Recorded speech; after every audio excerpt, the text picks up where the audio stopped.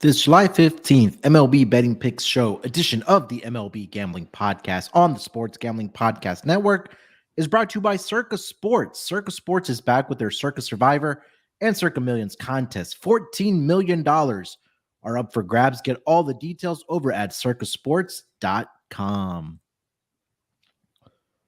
Welcome, everyone, to the MLB Gambling Podcast, part of the Sports Gambling Podcast Network. It is Friday, July the 14th, currently 5:04 on the East Coast, here to give our lock, dog, and total picks for the Saturday games on July 15th. Our turbo episode, as we usually do it here on Fridays. Not maybe, or we don't have a Futures Friday episode or topic for today, but maybe we can get some thoughts from Scott on if he has any teams that he's looking to back or fade for the second half of the season. But if you guys didn't get a chance to listen to our second half preview with myself and Malcolm, highly recommend to go back and listen to that. We gave out some winners, or just not hopefully some winners, but we give out some updated division winners, also player prop markets, awards markets, and things like that. So, yeah, definitely go back and listen to it. But joining me as well here, like I mentioned, it's Scott Studio Reichel. Scott, what's going on, my man? How you feeling? Doing pretty well. Ended up having some action in tennis earlier today. Basically split. Unfortunate that Sinner could not win the first set because I might have had my lock and dog parlayed, which would have been a nice 10-1 payout, but it is what it is. Alcaraz took care of business. I had a -1.5 sets. He won in straight sets. So it could have been a better morning, could have been a worse morning. But either way, we got baseball. So looking forward to the games.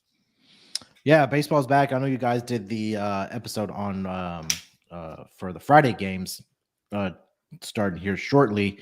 But we're recording a couple hours before first pitch on the Friday games. But here to discuss our Saturday picks. Like I mentioned, we'll go through our lock, we'll go through our dog and total, maybe kick the tires on some things that we've seen around MLB as well for the second half of the season. So let's just get into our picks, and then maybe we'll talk about some other stuff, Scott. But let's start with our total pick for the Saturday games. You want to lead us off? Sure. So for the total pick, I'm going to go to Coors Field and a matchup between the Yankees and the Rockies. And you see Schmidt pitching against Seabold. And I think with that being the case, I'm not taking an under. I'm going to go with the over at 11.5. I know that the number might seem a little bit high, but once again, with this pitching matchup, I really don't think it's high enough. Schmidt, for the most part, has been okay. However, we know Coors Field isn't exactly friendly to pitchers who want to use their off-speed stuff, and Schmidt does rely pretty heavily on his slider. So I do think that could be a problem in Coors, not to mention the fact that his numbers this season have been worse on the road than at home. And so far this season, he does have a 5.18 ERA. He's also never pitched in Coors Field before, which is never a fun time for your first experience. So I do think he's in line to potentially get shelled in this matchup. He's been okay lately. I mean, he's been hovering around 5 innings, 3 runs. But with Coors, I think he might struggle in this outing. Meanwhile, Seabold's been a mess, and you kind of wonder why he's still in the rotation. And then you remember it's the Rockies, so why would they even bother changing anything? But he's a 6.65 ERA in general. His ERA at home is 6.41. The last couple starts, to read off the stats here, 3 2/3, 3 runs, 5 innings, 8 runs, 5 innings, 4 runs, and 3 innings, 9 runs. The point is, even though I have roasted the Yankees offense for the last month and change, which is completely warranted because the Yankees have not been very good since Judge got injured, the point is I can see a world where either offense go crazy, both offenses have very good games. The point is I think that this total is too low, and I do think before game time, it should be bet up to 12.5. But with Schmidt, who's never pitched in Coors Field before, and with Seabold's really bad numbers this season, I think you're going to see a lot of runs in this game. So give me the over 11.5, and you can find that around -110, -115. Yeah, I mean, you nailed it. Connor Seabold has absolutely been a gas can, especially over the last 5 games for the Colorado Rockies. Last 5 games, 0-4 at 9.93 ERA.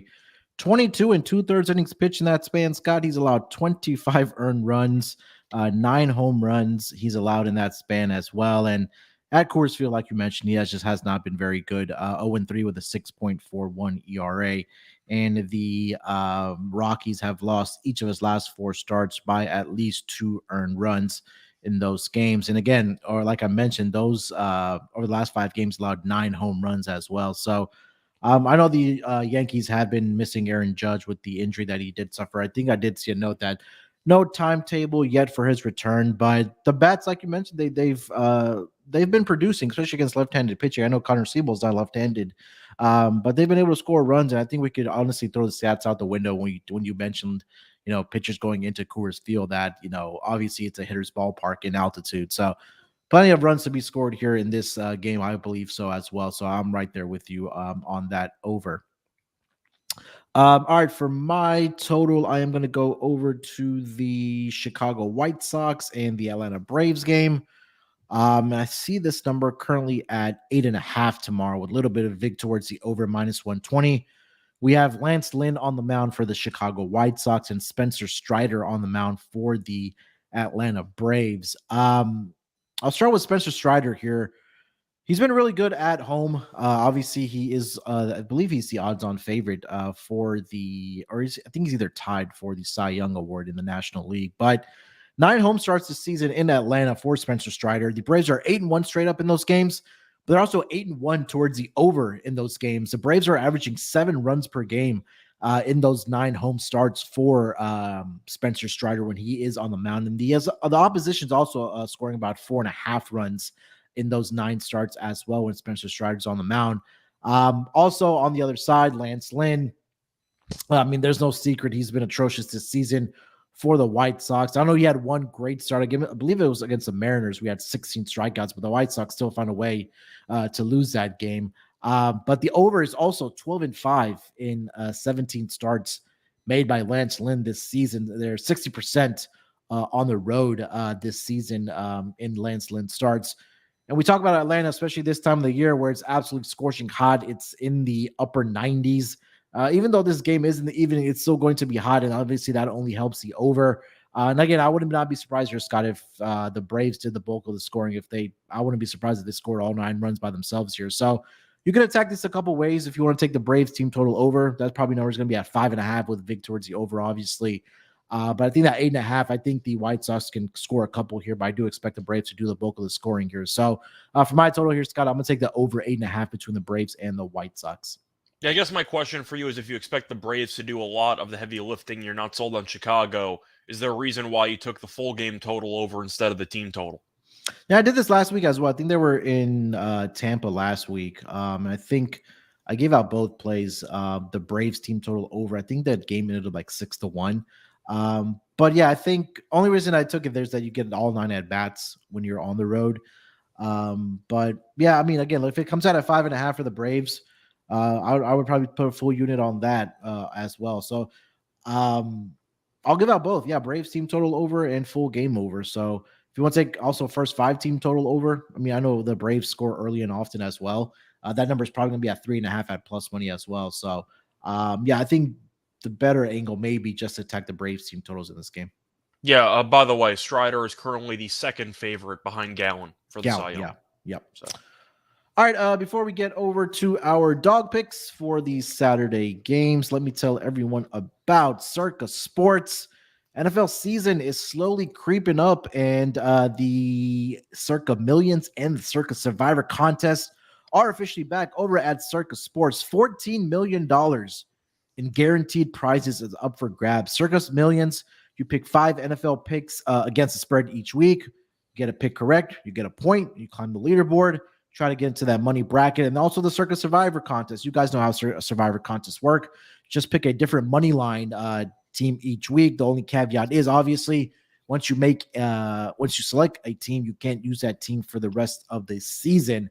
You can enter only in Vegas, but you can play from anywhere. That means if you are outside of Nevada, you would need a proxy. But Sports Gambling Podcast, Sean and Ryan will be out there the last weekend of August for Circa Sports Weekend. You can get all the details. Go over to circasports.com for all the details. Again, circasports.com for the 2 contests happening for the NFL season. All right, Scott, let's get into our dog picks for this Saturday games. What do you got?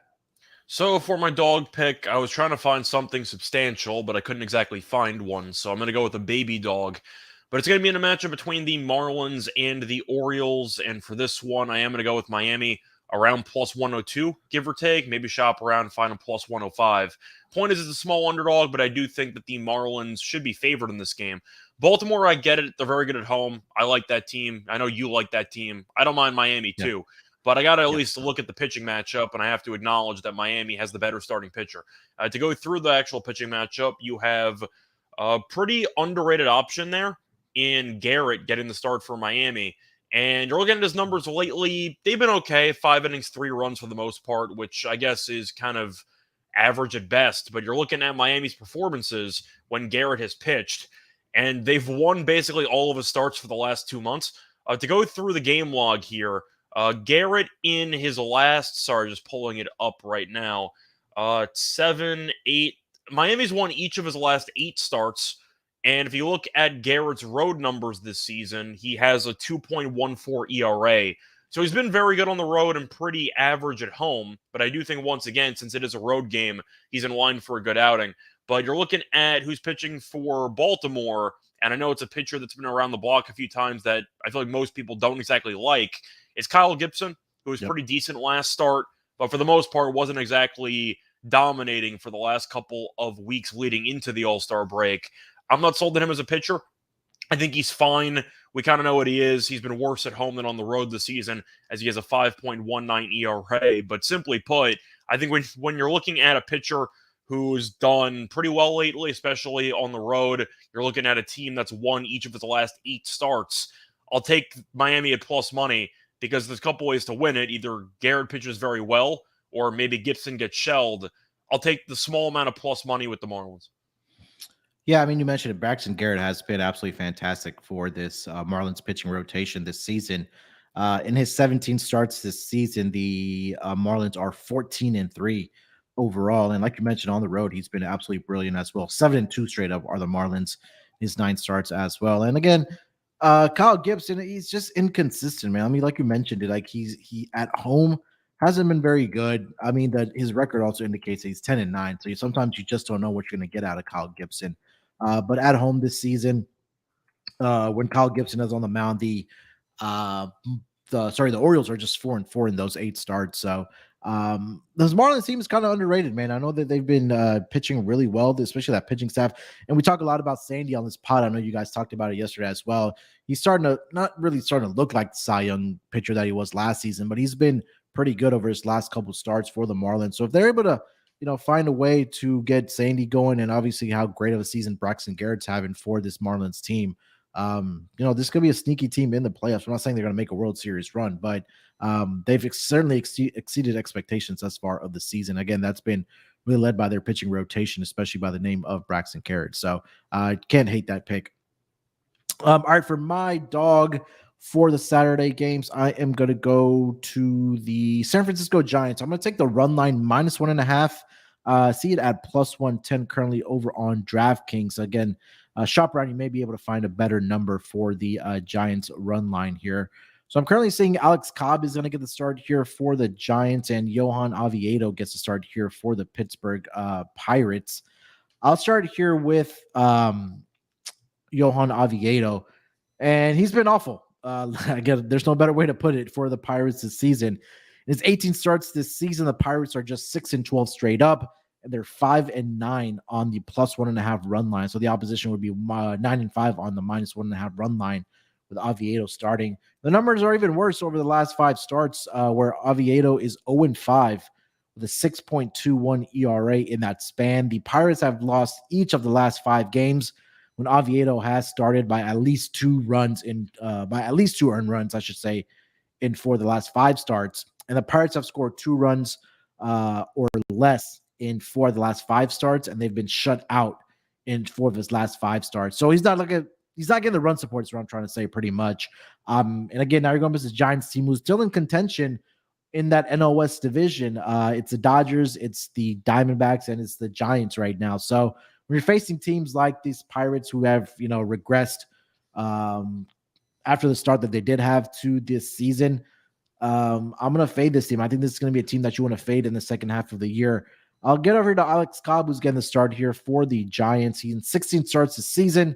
The Giants are 12-4 straight up when he gets the start. They're 7-3 on the -1.5 run line as well. And the opposition is only scoring 3.3 runs in his starts with Alex Cobb. And the Giants are 5-0 in his last 5 starts before the All-Star break. And 4 of those 5 wins have come by at least 2 runs for the Giants with Alex Cobb on the mound. So, but I have the better pitcher here. I have the better offense in my eyes as well. At a plus price here on the run line for the Giants and fading Oviedo mostly. I'll take the Giants -1.5 plus 110 here, Scott. Got him on that play. I saw that Oviedo, besides his bad numbers, he's gotten killed lately. So I tend to follow recent form pretty heavily. And Cobb was underratedly an all-star. And I feel like people didn't really realize it. He's been very, very good this year. And I do think that once again, getting a guaranteed 9 at-bats as the road team is definitely a bonus. I like that play quite a bit. All right, before we get over to our log picks for the Saturday games, we're brought to you by Underdog Fantasy. Best Ball Mania 4 is here, and Underdog Fantasy is giving away $15 million in prizes. Underdog Pick'em is also a great way to get down on your favorite MLB and NFL season player props. There's so many different ways to win over on Underdog, and Underdog is available in so many different states. Head over to UnderdogFantasy.com and use promo code SGPN for a 100% deposit bonus of up to $100. Again, that's UnderdogFantasy.com using promo code SGPN. All right, Scott, let's get into our lock picks here for the Saturday games. What do you got, my man? All right, so for my lock, I'm going to go to the matchup between Houston and the Angels. And for this one, I am going to go with Houston on the money line at around -138. Simply put, you have Valdez taking on Detmers, and Detmers has been kind of a mixed bag this season. He's had some good moments, though. But Valdez is currently the favorite to win the Cy Young Award in the American League. We know how good he is. We know how much better Houston has been playing over the last couple of weeks, which is why they've really cut down on that Texas division lead quite quickly. But you're looking at the Angels, and their team's extremely injured, as you ended up seeing Trout and Rendon. I'm shocked Rendon and Trout got hurt again. I don't know about you, but the point is... supremely shocked. Very. But the point is they're not available anymore. So the Angels, everyone every year expects this team to fall apart, probably because of injuries, and it happened right before the break. Meanwhile, you're looking at Houston, and once again, this team's been playing some good baseball, and I'm looking at the overall pitching matchup. Detmers, don't get me wrong, he's been fine. For the most part, he's been, pretty decent. But I do think, once again, Valdez is the much better pitcher, and you're looking at what I have to expect from what we saw right before the All-Star break. The Astros are the much better team. I don't think it's really debatable. Even with Detmers' good numbers, his record's only 2-6, which means that he hasn't really gotten much run support so far this season. You're looking at his last start, he wasn't very good, gave up 7 runs in 3 1/3 against the Dodgers. He was pretty good in his last 3 home starts, but once again, Valdez, I just think, is the much better pitcher. Houston's the much better team, and with the Angels missing Trout and Rendon, their lineup's definitely going to be weaker. Give me Valdez and the Astros to get it done. I'll take him at -138. Yeah, we got a double lock here because I took the Astros money line here as well as my lock. And for all the reasons that you did mention, and it's really been what Framber Valdez has been just so dominant against the Angels. But on the road this season, he hasn't been too bad either. He's 4-2 with a 3.23 ERA. And again, like I mentioned, he's just been dominant against the Angels. This season, he's already faced the Angels twice. He's pitched 15 innings in those 2 starts against the Angels. He's only allowed 1 earned run in those 2 games against the Angels. And on the road in Angel Stadium since 2020, he's 3-1 with a 2.41 ERA and 6 appearances in that span against the Angels on the road. And since let's see here, I think I had pulled up since the 2021 season, Framber Valdez against the Angels, the Astros are 7-1 straight up. They're 4-2 on the -1.5 run line, and they're 2-0 on that +1.5 run line as well. So, and like you mentioned, the injuries that the Angels are dealing with Mike Trout and Andy Rendon, those are 2 of your better bats in that lineup. So yeah, it makes a lot of sense here to take the Astros. And again, like you mentioned, Reed Detmers. I'm not a Reed Detmers guy. I know he had the no hitter last year, the year before, but he hasn't been very good against the Astros either. In 5 appearances, he's 1-2 with a 4.62 ERA. Angels overall are 1-4 straight up, and they've allowed an average of 5.2 runs per game to the Astros in those 5 appearances when Denver has faced them. So I have the better pitcher on the mound, definitely have the better offense, even though the Astros are still missing Yordan Alvarez and Jose Altuve. They are starting at rehab assignments here on Friday night, which is about 10 minutes away from me. So they should be back next week for the Astros. So this Astros team, hopefully they can stay healthy. We talked about how I do like their updated regular season win total to go over. I think that's going to start this weekend against the Angels. So I'm right there with you. Double lock for us for the Saturday games, Astros money line, and I'll also sprinkle on that -1.5 run line as well. Currently see that over on DraftKings at +130 for the Astros on the run line. All right, so those are going to be our picks for the Saturday games, our lock, dog, and total. Scott, I'm going to put you on the spot here. I know me and Mal did the second half betting preview, but I know you scour the markets pretty well. Anything that kind of caught your eye, whether it's a regular season win total, a players awards market, a team, or maybe just a team that you're thinking has a great second half of the season, or a team that you maybe want to fading in the second half of the season? Anything that's kind of caught your eye? Yeah, so I was looking at a couple of plus money things. First things first, the Reds to win the division. I know it's still at +130. I'm not sure if I'm fully, giving it out because I talked about it a couple months ago when it was at like 8-1 or 9-1. So I'm not sure if I want to talk about it again. But I still think Cincinnati's got value for the sake of that division. Milwaukee, we saw last year, traded Hader at the deadline when they were still competing for something.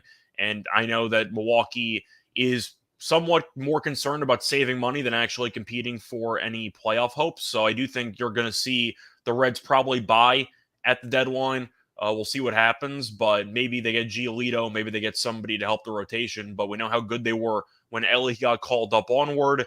The Reds, I think, have value at +130 still. Once again, you probably wish in hindsight you got in about a month or two ago, but still, it's a bad division. Milwaukee has done well against Cincinnati, so it actually is a pretty important series over the weekend. But I do think when you're looking at the value itself, I find it pretty weird that Cincinnati's currently leading the division and they're still plus money. I don't really understand that, but Cincinnati to win the division was the first one I was kind of tempted by. The other one I was going to look at was the Yankees to miss the playoffs, which I found at +145. Simply put, as a Yankees fan, the season's kind of gone the way that I thought it would. I thought this team would be a decent team that was not going to win the division, that was probably going to be fighting for a wild card spot, and it's kind of where we're at. And Judge, unfortunately, got injured.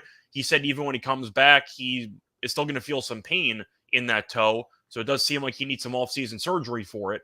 But you're looking at what the Yankees have currently, and it's a pretty decent roster with a very large payroll. And you're looking at the Stan contract, you're looking at the Donaldson contract, the Judge contract because he's injured.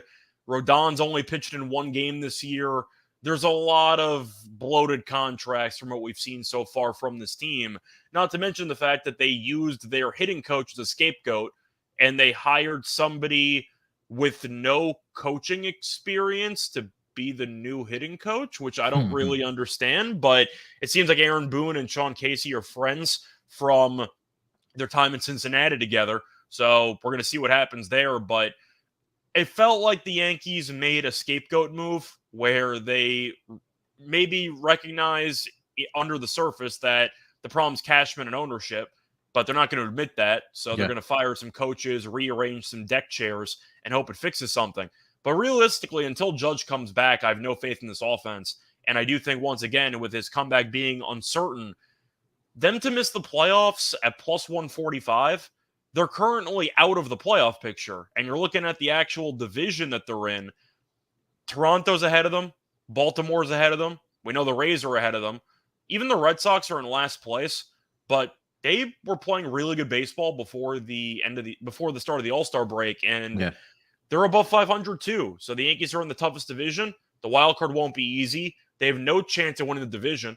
So if you want to talk about some value, +145, I think it's a good price. Yeah, I know.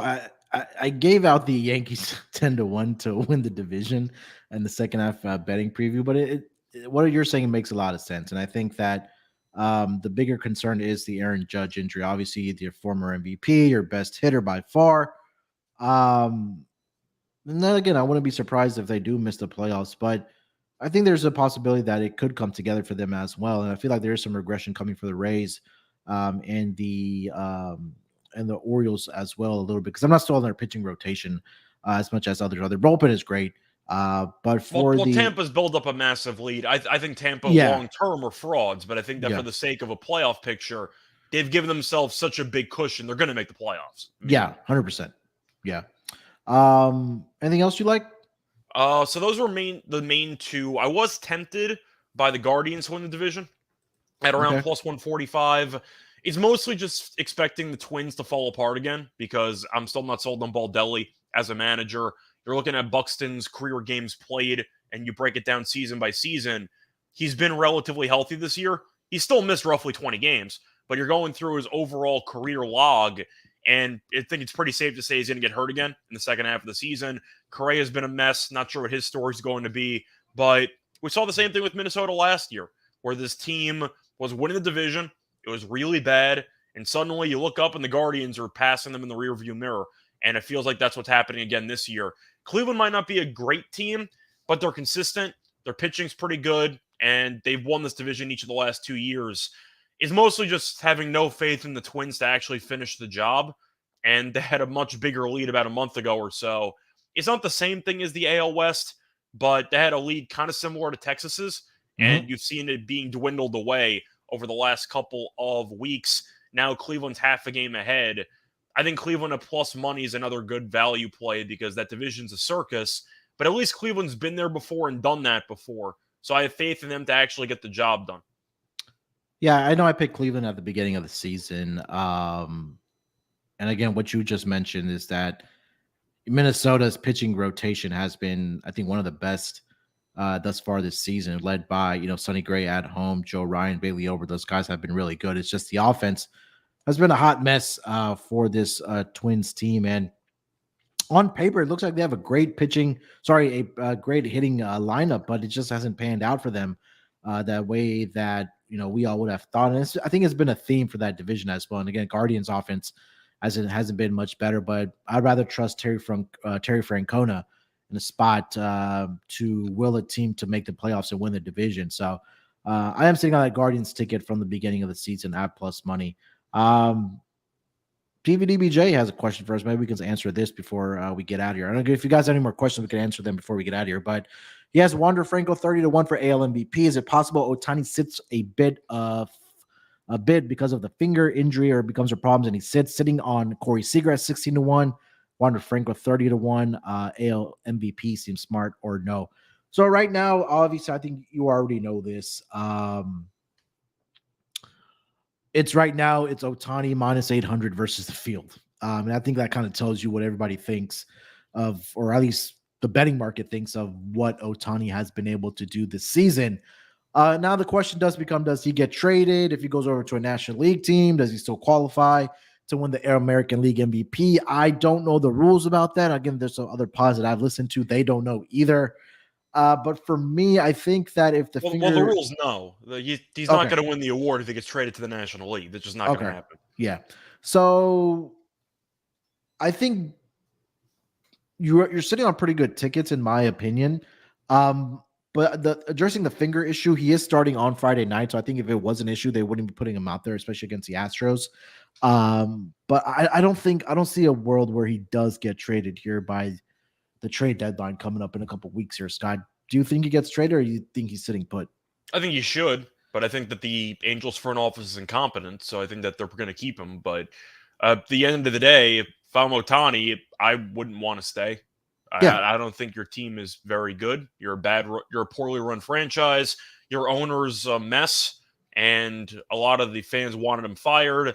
Then he was trying to sell the team and decided, you know what, I'm changing my mind. So I got no faith in the Angels to actually do the right thing here.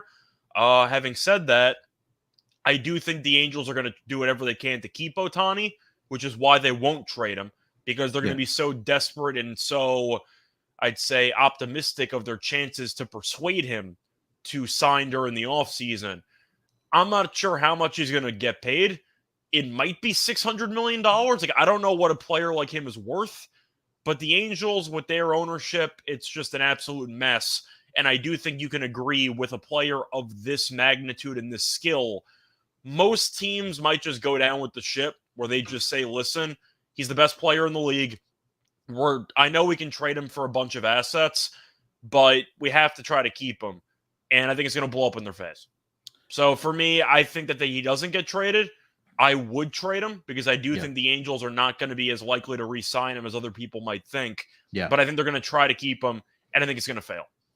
Yeah, I don't think he's staying there. I think his days are numbered in as a player for the LA Angels. And it would be a different story if this team was actually making the playoffs, because you arguably have the second best player on your roster as well, Mike Trout. But his problem has been over the last several seasons that he's been getting injured. And again, right now, we're after the All-Star break, he's going to miss probably another, 4 to 5 weeks here with an injury to Mike Trout. And Ohtani, I know he's said it that he wants to win. And it's not happening with LA, at least with the Angels right now. Maybe he goes over to the Dodgers, whether that's in the offseason.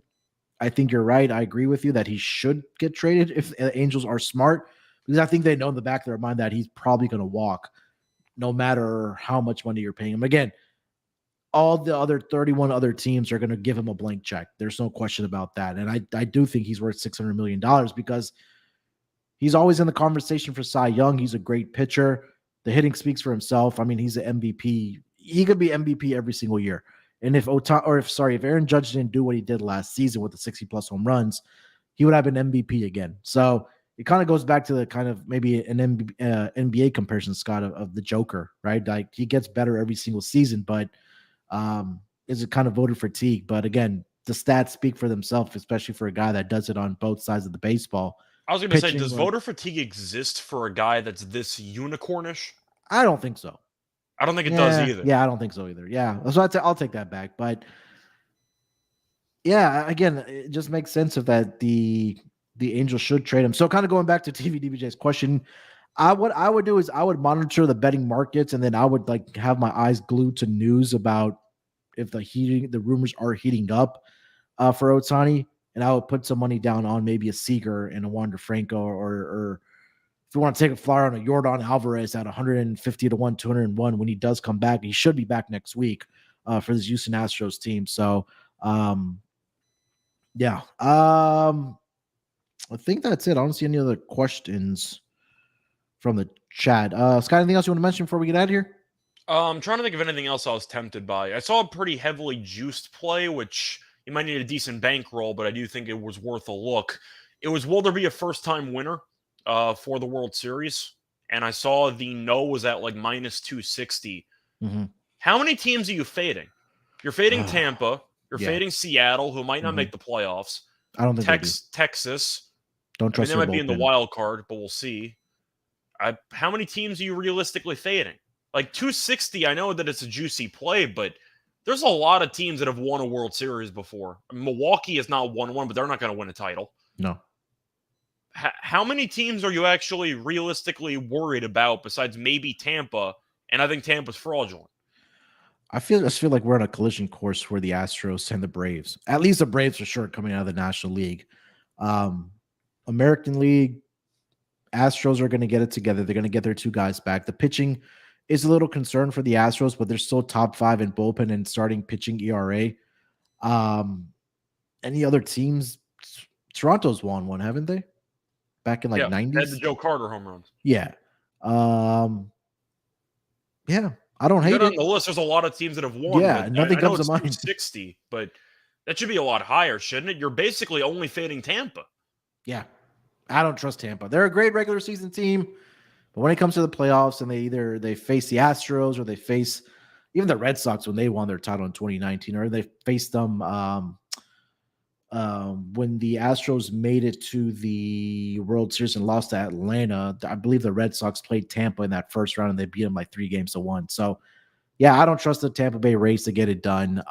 So, yeah, I mean, it's minus 260, but I feel that kind of feels like a cheap price. How is that not higher, though? Like, yeah. I'm really just trying to look around at some teams. I guess the argument is the AL in terms of top-heavy talent, might be a little bit weaker because you get to avoid the Braves until the potential World Series. Yeah. But looking at the AL, I mean, you have Tampa and Texas, so I guess the argument is, well, one of those teams is probably going to make a seriously deep run, so the Rays might be in the World Series. But Insano, to touch upon why I think the Rays are fraudulent, just watching them the last couple of weeks and the fact that you look at their overall numbers in the first month of the season compared to since then, they've still been good, but they have not been elite. I feel like the record's very, very padded from the first month of the season.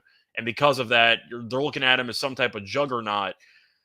It might just be the lineup and what I've seen in the playoffs in years past. I know that they're averaging a lot of runs per game, but maybe it's just the eye test. But I feel like most of the batters in that lineup don't exactly scare me. Yeah. The rotation, I think, is fine, assuming Glass now turns out to stay healthy. I know he's had some cramping issues lately. I feel like Tampa, once again, though, year in, year out, they're a very solid team, but they seem to run into a team that is just solid offensively, and Tampa doesn't score enough runs. I feel like that's kind of the problem here, but just going down the line for Tampa, the main reason why I kind of have some issues with them, I am not sold on the lineup, and I know it sounds kind of crazy because, once again, they're top 3 in runs per game, but none of those hitters really scare me that much. You can argue that, maybe that's what makes them so good because they can move the baton and they can just pass it along. But I see it year in, year out. They're a very good team that seems to always get somewhat exposed in a playoff series, usually in a 4 out of 7. And you mentioned the Red Sox series, and the Red Sox were able to beat them because Tampa couldn't hit in a decent amount of those games. So the point is, if you're asking me right now why I think the Rays are fraudulent, maybe they're good enough to win the AL. But I said this a couple weeks ago. If the Braves are facing off against Tampa, I'm picking the Braves in like 5. Yeah, I agree. But I don't see many teams that have not won a title before that I think can realistically win a title. You can argue Tampa, and I'm not going to immediately dismiss them entirely, but I don't think they're good enough to beat Atlanta. And I think if you told me right now the Orioles would beat Tampa in a playoff series, would I be shocked? Not really. To be honest, I think the Orioles can do it, but I think Tampa is a very good baseball team, but I think they're also a vulnerable top seed in the playoffs. Yeah, and they're also, I think, one injury away from not, or I guess, let's say Wander Franco and or Randy Arozarena go down. God forbid they have some type of injury. I mean, that significantly hinders your batting lineup. And same thing on the other side, right?